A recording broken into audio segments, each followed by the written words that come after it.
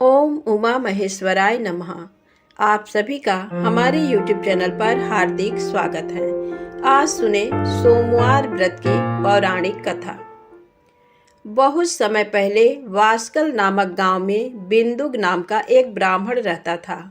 वह अधर्मी, दुरात्मा एवं महापापी था। उसकी स्त्री बहुत सुंदर थी। उसका नाम चंचुला था। वह सदा उत्तम धर्म का पालन करती थी, परंतु बिंदुक वेश्यागामी था। इस तरह कुकर्म करते हुए बहुत समय व्यतीत हो गया। उसकी स्त्री काम से पीड़ित होने पर भी, स्वधर्म नाश के भय से क्लेश सहकर भी काफी समय तक धर्म भ्रष्ट नहीं हुई। परंतु आगे चलकर वह भी अपने दुराचारी पति के आचरण से प्रभावित होकर दुराचारिणी और अपने धर्म से विमुख हो गई। इस तरह दुराचार में डूबे हुए उन पति पत्नी का बहुत सा समय व्यर्थ बीत गया। वेश्यागामी, दूषित बुद्धि वाला वह दुष्ट ब्राह्मण बिंदुक समयानुसार मृत्यु को प्राप्त हो नरक में चला गया।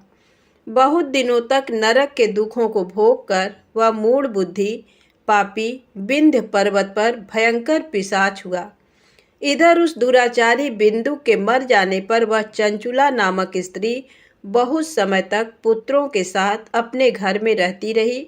पति की मृत्यु के बाद वह भी अपने धर्म से गिरकर पर पुरुषों का संग करने लगी थी। सतियां विपत्ति में भी अपने धर्म का पालन करना नहीं छोड़ती। यही तो तप है। तप कठिन तो होता है, लेकिन इसका फल मीठा होता है। एक दिन दैव योग से किसी पुण्य पर्व के आने पर वह अपने भाई बंधुओं के साथ गोकर्ण क्षेत्र में गई। उसने तीर्थ के जल में स्नान किया एवं बंधुजनों के साथ यहाँ वहाँ घूमने लगी। घूमते घूमते वह एक देव मंदिर में गई। वहाँ उसने एक ब्राह्मण के मुख से भगवान शिव की परम पवित्र एवं मंगलकारी कथा सुनी। कथावाचक ब्राह्मण कह रहे थे कि जो स्त्रियां व्यभिचार करती हैं, वे मरने के बाद जब यमलोक जाती हैं, तब यमराज के दूत उन्हें तरह तरह से यंत्रणा देते हैं। वे उसके कामांगों को तप्त लौह दंडों से दागते हैं। तप्त लौह के पुरुष से उसका संसर्ग कराते हैं। ये सारे दंड इतनी वेदना देने वाले होते हैं कि जीव पुकार पुकार कर कहता है कि अब वह ऐसा नहीं करेगा, लेकिन यमदूत उसे छोड़ते नहीं। कर्मों का फल तो सभी को भोगना पड़ता है। देव, ऋषि, मनुष्य सभी इससे बंधे हुए हैं। ब्राह्मण के मुख से ये वैराग्य बढ़ाने वाली कथा सुनकर चंचुला भय से व्याकुल हो गई। कथा समाप्त होने पर सभी लोग वहां से चले गए। तब कथा बाँचने वाले ब्राह्मण देवता से चंचुला ने कहा, हे ब्राह्मण, धर्म को न जानने के कारण मेरे द्वारा बहुत बड़ा दुराचार हुआ है। स्वामी, मेरे ऊपर कृपा कर मेरा उद्धार कीजिए। आपके प्रवचन को सुनकर मुझे इस संसार से वैराग्य हो गया है। मुझ मूढ़ चित्त वाली पापिनी को धिक्कार है। मैं निंदा के योग्य हूँ। मैं बुरे विषयों में फंसकर अपने धर्म से विमुख हो गई थी। कौन मुझ जैसी कुमार्ग में मन लगाने वाली पापिनी का साथ देगा? जब यमदूत मेरे गले में फंदा डालकर मुझे बांध कर ले जाएंगे और नरक में मेरे शरीर के टुकड़े करेंगे, तब मैं कैसे उन महायातनाओं को सहन कर पाऊंगी? मैं सब प्रकार से नष्ट हो गई हूँ, क्योंकि अभी तक मैं हर तरह से पाप में डूबी रही हूँ। हे ब्राह्मण, आप मेरे गुरु हैं। आप ही मेरे माता पिता हैं। मैं आपके शरण में आई हूँ। मुझ अबला का अब आप ही उद्धार कीजिए। इस प्रकार विलाप करती हुई चंचुला ब्राह्मण देवता के चरणों में गिर पड़ी। तब ब्राह्मण ने उसे कृपा पूर्वक उठाया और इस प्रकार कहा, नारी, तुम सौभाग्यशाली हो जो भगवान शंकर की कृपा से तुमने वैराग्यपूर्ण ये कथा सुनी। कथा सुनकर समय से अपनी गलती का एहसास कर लिया है। तुम डरो मत और भगवान शिव की शरण में जाओ। उनकी परम कृपा से तुम्हारे सभी पाप नष्ट हो जाएंगे। मैं तुम्हें भगवान शिव की कथा सहित वह मार्ग बताऊंगा जिसके द्वारा तुम्हें सुख देने वाली उत्तम गति प्राप्त होगी। शिव कथा सुनने से तुम्हारी बुद्धि शुद्ध हो गई है और तुम्हें पश्चाताप हुआ है तथा मन में वैराग्य उत्पन्न हुआ है। पश्चाताप ही पाप करने वाले पापियों के लिए सबसे बड़ा प्रायश्चित है। जो मनुष्य अपने कुकर्म के लिए पश्चाताप नहीं करता वह उत्तम गति प्राप्त नहीं करता, परंतु जिसे अपने कुकृत्य पर हार्दिक पश्चाताप होता है वह अवश्य उत्तम गति का भागीदार होता है, इसमें कोई शक नहीं है। शुद्ध चित्त में ही भगवान शिव व पार्वती का वास होता है। वह शुद्धात्मा पुरुष सदा शिव के पद को प्राप्त होता है। इस कथा का श्रवण सभी मनुष्यों के लिए कल्याणकारी है, अतः इसकी आराधना व सेवा करनी चाहिए। हे ब्राह्मण पत्नी, तुम अन्य विषयों से अपने मन को हटाकर भगवान शंकर की इस परम पावन कथा को सुनो। इससे तुम्हारे चित्त की शुद्धि होगी और तुम्हें मोक्ष की प्राप्ति होगी। जो मनुष्य निर्मल हृदय से भगवान शिव के चरणों का चिंतन करता है उसकी एक ही जन्म में मुक्ति हो जाती है। ये कहकर वे ब्राह्मण चुप हो गए। उनका हृदय करुणा से भर गया। वे ध्यान में मग्न हो गए। ब्राह्मण का ये उपदेश सुनकर चंचुला के नेत्रों में आनंद के आंसू छलक आए। वह हर्ष भरे हृदय से ब्राह्मण देवता के चरणों में गिर गई और हाथ जोड़कर बोली, मैं कृतार्थ हो गई। हे ब्राह्मण, शिव भक्तों में श्रेष्ठ स्वामीन, आप धन्य हैं। आप परमार्थदर्शी हैं और सदा परोपकार में लगे रहते हैं। साधो, मैं नरक के समुद्र में गिर रही हूँ, कृपा कर मेरा उद्धार कीजिए। जिस पौराणिक व अमृत के समान कथा की बात आपने की है उसे सुनकर ही मेरे मन में वैराग्य उत्पन्न हुआ है। उस अमृतमयी कथा को सुनने के लिए मेरे मन में बड़ी श्रद्धा हो रही है। कृपया आप मुझे उसे सुनाइए। कथा सुनने की इच्छा मन में लिए हुए चंचुला उन ब्राह्मण देवता की सेवा में वहीं रहने लगी। उस गोकर्ण नामक महाक्षेत्र में उन ब्राह्मण देवता के मुख से चंचुला भगवान शिव की भक्ति, ज्ञान और वैराग्य बढ़ाने वाली और मुक्ति देने वाली परम उत्तम कथा सुनकर कृतार्थ हुई। उसका चित्त शुद्ध हो गया। वह अपने हृदय में शिव के सगुण रूप का चिंतन करने लगी। वह सदैव शिव के सच्चिदानंदमय स्वरूप का स्मरण करती थी। तत्पश्चात अपना समय पूर्ण होने पर चंचुला ने बिना किसी कष्ट के अपना शरीर त्याग दिया। उसे लेने के लिए एक दिव्य विमान वहां पहुंचा। ये विमान शोभा साधनों से सजा था एवं शिवगणों से सुशोभित था। चंचुला विमान से शिवपुरी पहुंची। उसके सारे पाप धुल गए। वह दिव्यांगना हो गई। वह गौरांगी देवी मस्तक पर अर्धचंद्र का मुकुट व अन्य दिव्य आभूषण पहने शिवपुरी में पहुंची। वहां उसने सनातन देवता त्रिनेत्रधारी महादेव शिव को देखा। सभी देवता उनकी सेवा में भक्तिभाव से उपस्थित थे। उनकी अंग कांति करोड़ों सूर्यों के समान प्रकाशित हो रही थी। 5 मुख और हर मुख में 3 नेत्र थे। मस्तक पर अर्धचंद्राकार मुकुट शोभायमान हो रहा था। कंठ में नील चिन्ह था। उनके साथ में देवी गौरी विराजमान थी जो विद्युत पुंज के समान प्रकाशित हो रही थी। महादेव जी की कांति कपूर के समान गौर थी। उनके शरीर पर श्वेत वस्त्र थे तथा शरीर श्वेत भस्म से युक्त था।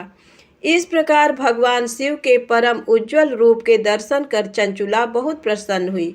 उसने भगवान को बारंबार प्रणाम किया और हाथ जोड़कर प्रेम, आनंद और संतोष से युक्त हो विनीत भाव से खड़ी हो गई।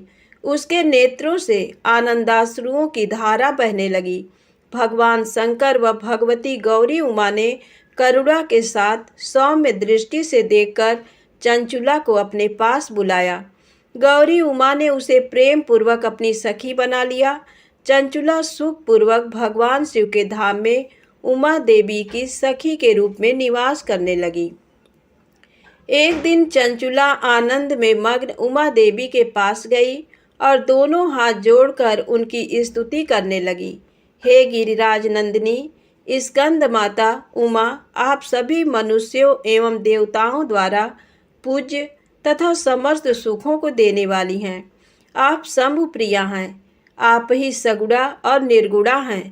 हे सच्चिदानंद स्वरूपिणी, आप ही प्रकृति की पोषक हैं। हे माता, आप ही संसार की सृष्टि, पालन और संहार करने वाली हैं। इस प्रकार सद्गति प्राप्त चंचुला देवी की स्तुति कर शांत हो गई।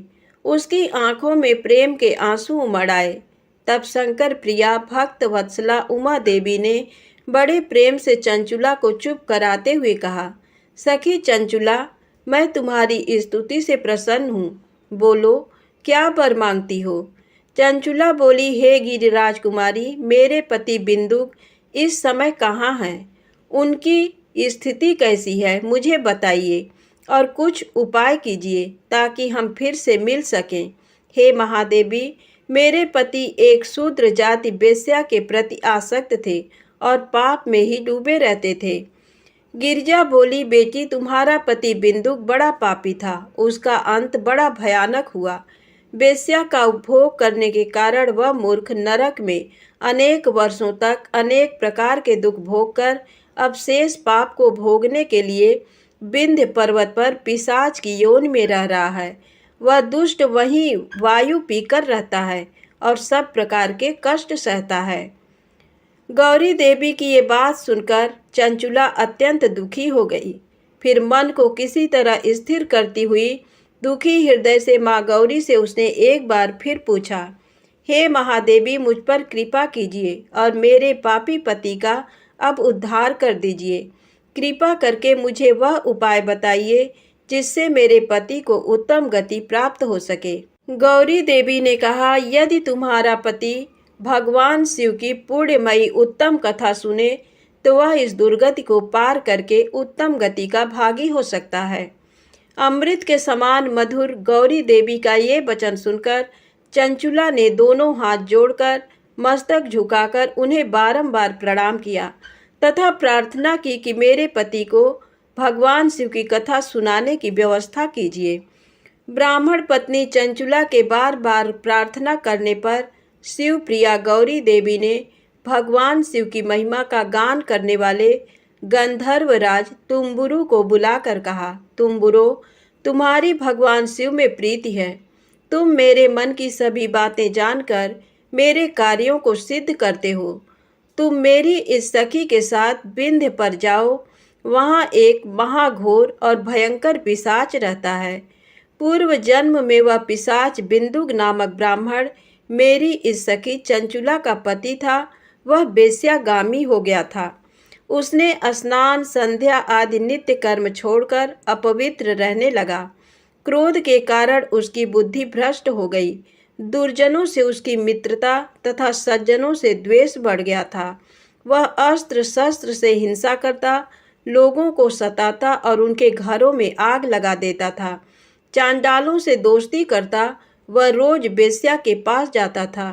पत्नी को त्याग कर दुष्ट लोगों से दोस्ती कर उन्हीं के संपर्क में रहता था। वह मृत्यु तक दुराचार में फंसा रहा।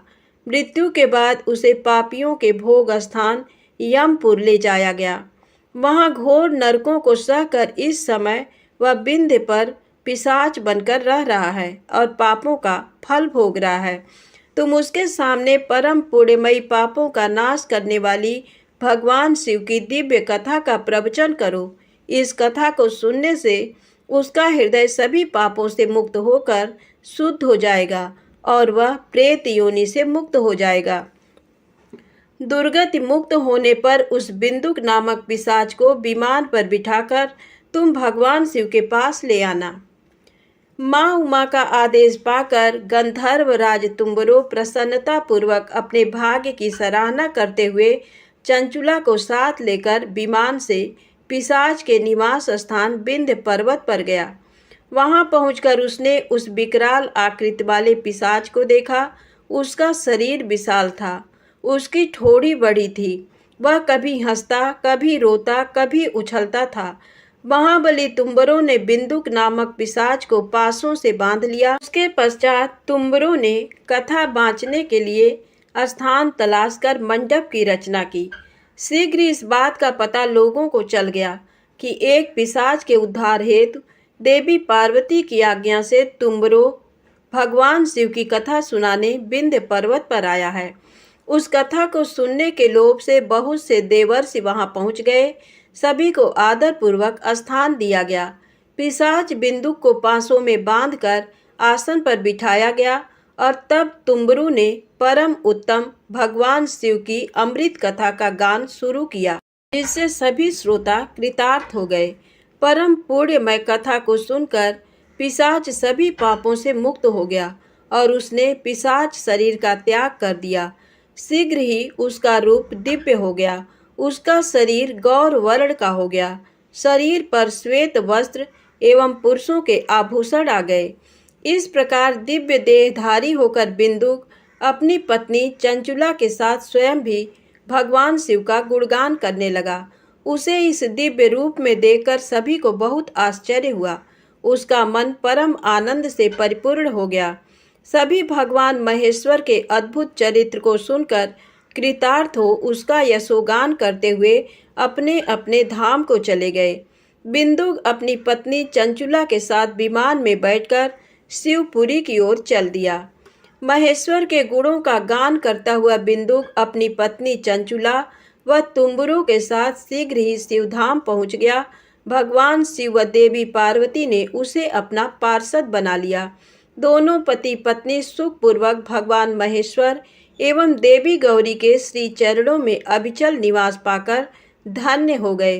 बोलो उमा महेश्वर भगवान की जय। एक समय की बात है, किसी नगर में एक साहूकार रहता था। उसके घर में धन की कोई कमी नहीं थी, लेकिन उसकी कोई संतान नहीं थी। इस कारण वह बहुत दुखी था। पुत्र प्राप्ति के लिए वह प्रत्येक सोमवार व्रत रखता था और पूरी श्रद्धा के साथ शिव मंदिर जाकर भगवान शिव और पार्वती जी की पूजा करता था। उसकी भक्ति देखकर एक दिन माँ पार्वती प्रसन्न हो गई और भगवान शिव से उस साहूकार की मनोकामना पूर्ण करने का आग्रह किया। पार्वती जी की इच्छा सुनकर भगवान शिव ने कहा कि हे पार्वती, इस संसार में हर प्राणी को उसके कर्मों का फल मिलता है और जिसके भाग्य में जो हो उसे भोगना ही पड़ता है। लेकिन पार्वती जी ने साहूकार की भक्ति का मान रखने के लिए उसकी मनोकामना पूर्ण करने की इच्छा जताई। माता पार्वती के आग्रह पर शिव जी ने साहूकार को पुत्र प्राप्ति का वरदान तो दिया, लेकिन साथ ही ये भी कहा कि उसके बालक की आयु केवल 12 वर्ष होगी। माता पार्वती और भगवान शिव की बातचीत को साहूकार सुन रहा था। उसे ना तो इस बात की खुशी थी और ना ही दुख। वह पहले की भांति शिव जी की पूजा करता रहा। कुछ समय के बाद साहूकार के घर एक पुत्र का जन्म हुआ। जब वो बालक 11 वर्ष का हुआ तो उसे पढ़ने के लिए काशी भेज दिया गया। साहूकार ने पुत्र के मामा को बुलाकर उसे बहुत सारा धन दिया और कहा कि तुम इस बालक को काशी विद्या प्राप्ति के लिए ले जाओ और मार्ग में यज्ञ कराना। जहाँ भी यज्ञ कराओ वहाँ ब्राह्मणों को भोजन कराते और दक्षिणा देते हुए जाना। दोनों मामा भांजे इसी तरह यज्ञ कराते और ब्राह्मणों को दान दक्षिणा देते काशी की ओर चल पड़े। रात में एक नगर पड़ा जहाँ नगर के राजा की कन्या का विवाह था, लेकिन जिस राजकुमार से उसका विवाह होने वाला था वह एक आंख से काना था। राजकुमार के पिता ने अपने पुत्र के काना होने की बात को छुपाने के लिए एक चाल सोची। साहूकार के पुत्र को देखकर उसके मन में एक विचार आया। उसने सोचा क्यों न इस लड़के को दूल्हा बनाकर राजकुमारी से विवाह करा दूं। विवाह के बाद इसको धन देकर विदा कर दूंगा और राजकुमारी को अपने नगर ले जाऊंगा। लड़के को दूल्हे के वस्त्र पहनाकर राजकुमारी से विवाह कर दिया गया। लेकिन साहूकार का पुत्र ईमानदार था। उसे ये बात न्याय संगत नहीं लगी। उसने अवसर पाकर राजकुमारी के चुन्नी के पल्ले पर लिखा कि तुम्हारा विवाह तो मेरे साथ हुआ है, लेकिन जिस राजकुमार के संग तुम्हें भेजा जाएगा वह एक आंख से काना है। मैं तो काशी पढ़ने जा रहा हूँ। जब राजकुमारी ने चुन्नी पर लिखी बातें पढ़ी तो उसने अपने माता पिता को ये बात बताई। राजा ने अपनी पुत्री को विदा नहीं किया, जिससे बारात वापस चली गई। दूसरी ओर साहूकार का लड़का और उसका मामा काशी पहुंचे और वहां जाकर उन्होंने यज्ञ किया। जिस दिन लड़के की आयु 12 साल की हुई उसी दिन यज्ञ रखा गया। लड़के ने अपने मामा से कहा कि मेरी तबीयत कुछ ठीक नहीं है। मामा ने कहा कि तुम अंदर जाकर सो जाओ। शिव जी के वरदान के अनुसार कुछ ही देर में उस बालक के प्राण निकल गए। मृत भांजे को देख उसके मामा ने विलाप शुरू किया। संयोगवश उसी समय शिव जी और माता पार्वती उधर से जा रहे थे। पार्वती ने भगवान से कहा, स्वामी, मुझे इसके रोने के स्वर सहन नहीं हो रहा है। आप इस व्यक्ति के कष्ट को अवश्य दूर करें। जब शिव जी मृत बालक के समीप गए तो वह बोले कि ये उसी साहूकार का पुत्र है जिसे मैंने 12 वर्ष की आयु का वरदान दिया। अब इसकी आयु पूरी हो चुकी है। लेकिन मातृभाव से विभोर माता पार्वती ने कहा कि हे महादेव, आप इस बालक को और आयु देने की कृपा करें, अन्यथा इसके वियोग में इसके माता पिता भी तड़प तड़प कर मर जाएंगे। माता पार्वती के आग्रह पर भगवान शिव ने उस लड़के को जीवित होने का वरदान दिया। शिव जी की कृपा से वह लड़का जीवित हो गया। शिक्षा समाप्त करके लड़का मामा के साथ अपने नगर की ओर चल दिया। दोनों चलते हुए उसी नगर में पहुंचे जहां उसका विवाह हुआ था। उस नगर में भी उन्होंने यज्ञ का आयोजन किया। उस लड़के के ससुर ने उसे पहचान लिया और महल में ले जाकर उसकी खातिरदारी की और अपनी पुत्री को विदा किया। इधर साहूकार और उसकी पत्नी भूखे प्यासे रहकर बेटे की प्रतीक्षा कर रहे थे। उन्होंने प्रण कर रखा था कि यदि उन्हें अपने बेटे की मृत्यु का समाचार मिला तो वह भी प्राण त्याग देंगे, परंतु अपने बेटे के जीवित होने का समाचार पाकर वह बेहद प्रसन्न हुए। उसी रात भगवान शिव ने व्यापारी के स्वप्न में आकर कहा, हे श्रेष्ठी, मैंने तेरे सोमवार के व्रत करने और व्रत कथा सुनने से प्रसन्न होकर तेरे पुत्र को लंबी आयु प्रदान की है। इसी प्रकार जो कोई सोमवार व्रत करता है या कथा सुनता और पढ़ता है, उसके सभी दुख दूर होते हैं और समस्त मनोकामनाएं पूर्ण होती हैं। प्रेम से बोले शंकर भगवान की जय हो। अब आइए सुने भगवान शिव की दूसरी कथा, बैजू के भोले बाबा बैजनाथ। बैजू निहायत ही सीधा और सरल इंसान सवेरे शाम जानवर चराता और बाकी का समय मंदिर की साफ सफाई में। एक बार पुजारी बाबा 2 महीने के लिए तीर्थ पे जा रहे थे। बैजू को बुलाया और कहा, बैजू, मंदिर की सारी जिम्मेदारी तुम्हारे ऊपर है और एक बार भोलेनाथ को भोग लगाए बिना खुद भोजन मत ग्रहण करना। बैजू दूसरे दिन नहा धो के जैसे तैसे बन पड़ा। भोजन तैयार कर भोलेनाथ के सामने थाली लेके हाजिर। बाबा, भोजन कर लो। बाबा टस से मस नहीं। सवेरे से शाम हो गई, ना बाबा ने भोजन ग्रहण किया और ना ही बैजू ने। 2-3 दिन यही सिलसिला चला। चौथे दिन बैजू का धीरज टूट गया। पास पड़ी लाठी उठाई और जकड़ दिया शिवलिंग पे। तत्काल भोलेनाथ हाजिर, पीठ मलते हुए। बोलो बैजू, क्या बात है? बैजू बोला, 4 दिन से तुम्हारे चक्कर में बिना कुछ खाए पिए गुहार लगाए रहे हैं, सुनाई नहीं पड़ा और लाठी जकड़ा नहीं के हाजिर। चलो भोजन करो तो हमहु कुछ खाई। बेचारे भोलेनाथ पीठ मलते चुपचाप आनंद के अतिरेक में डूबे, कच्चा पक्का जैसा भी था खाने लगे। अब बैजू बोला, बाबा, बड़ा कस के लगा है, रुको तुम भोजन करो। कहते हुए बैजू अंदर जाके चंदन लेकर आया, भोलेनाथ के पीठ पे लगाने लगा। भोजन के बाद भोलेनाथ चलने लगे तो बैजू बोला, कल शाम से आ जाइयो, ठीक है ना?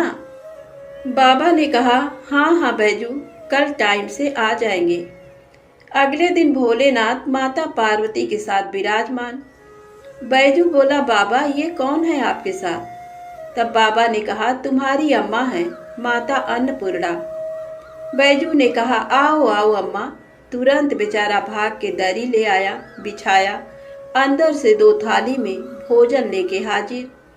बाबा ने पूछा, बैजू, तुम्हारे लिए भोजन बचा है ना? बैजू क्या बताता।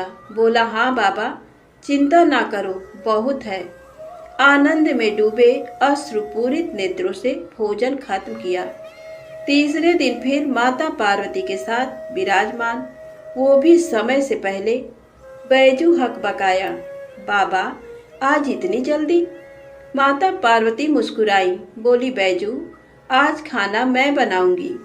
लाख मना करने के बावजूद बैजू की एक ना चली।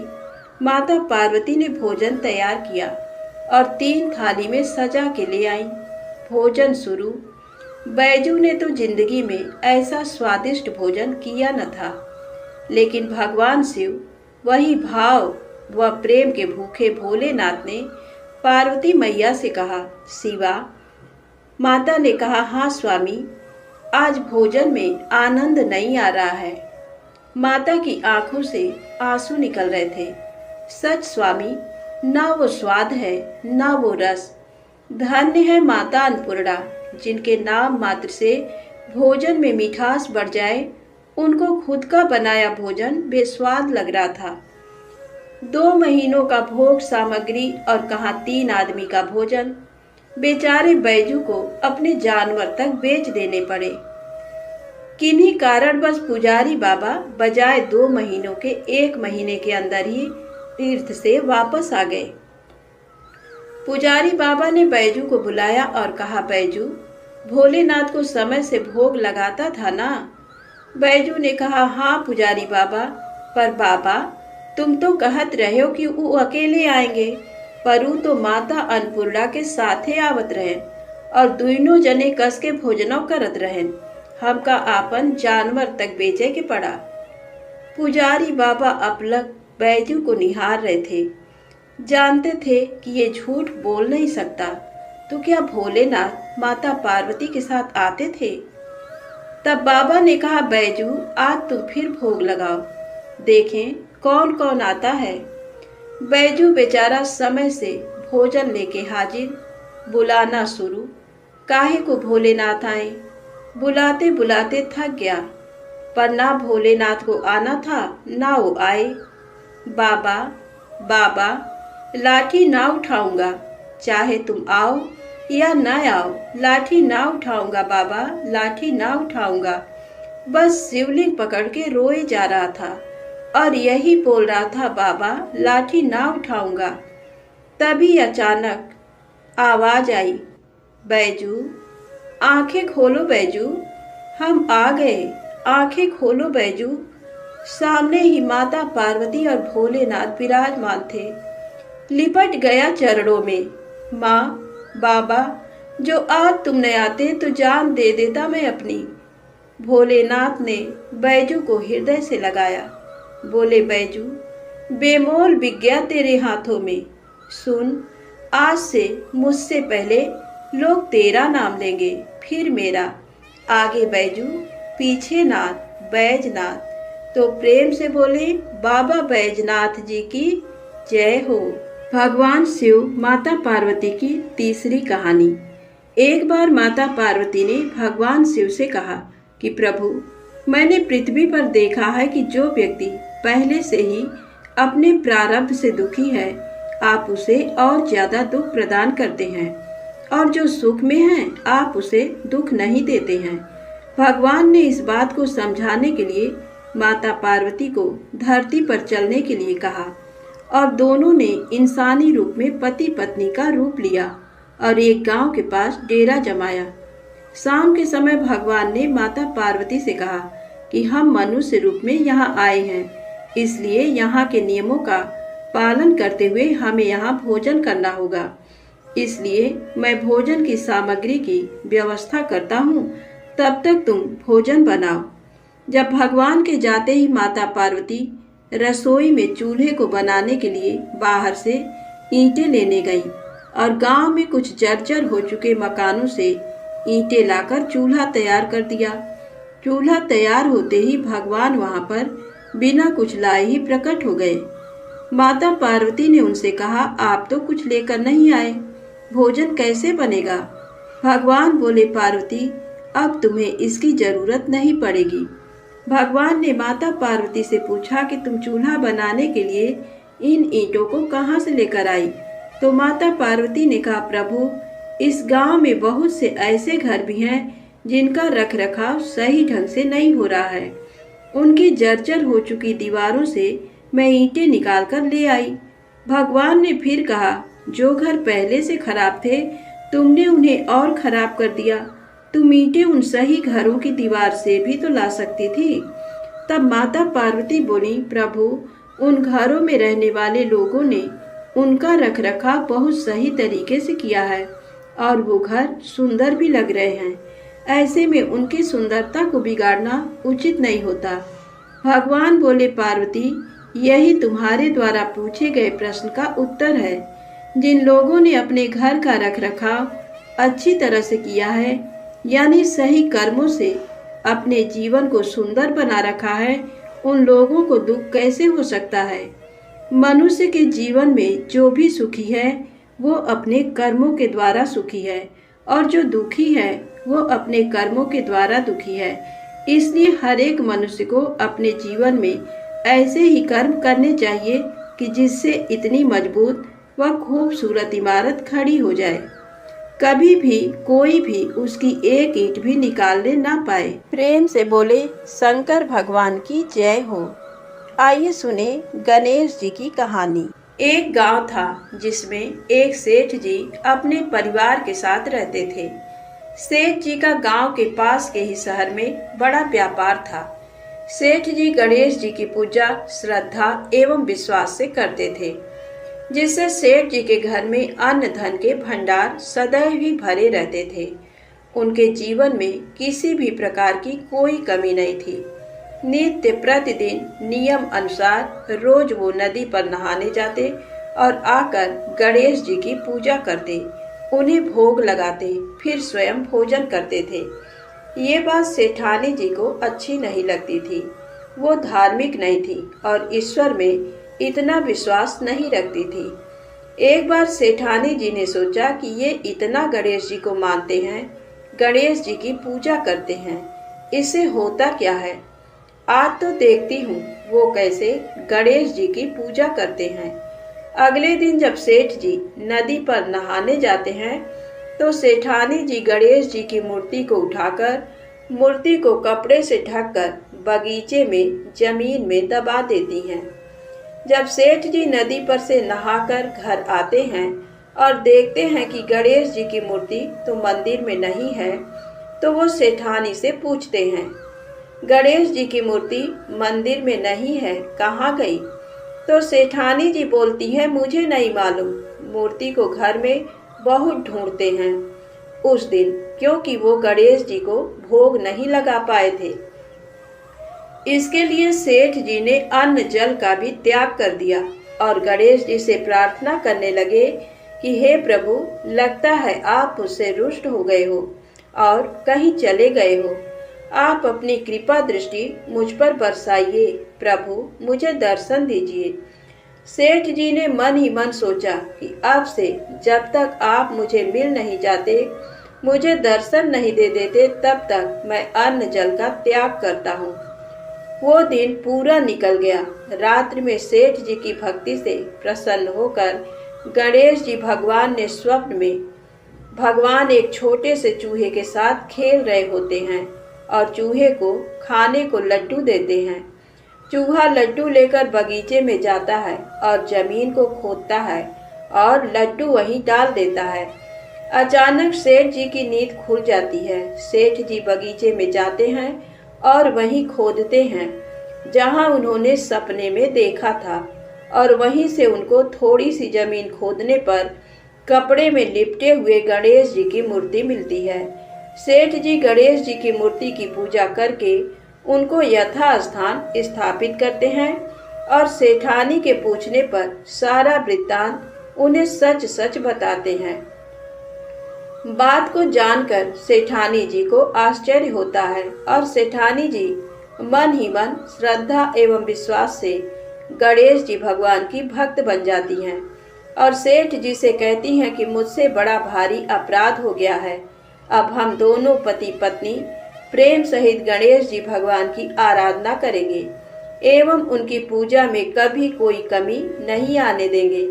ये सुनकर सेठ जी अत्यधिक प्रसन्न हो जाते हैं और दोनों पति पत्नी गणेश जी भगवान को धन्यवाद करते हैं। प्रेम से बोलें गणेश जी महाराज की जय हो। आपको कथा अच्छी लगी हो तो प्लीज़ लाइक अवश्य करें, चैनल को सब्सक्राइब करें, ज़्यादा से ज़्यादा शेयर करें। जय माता दी, जय भोलेनाथ।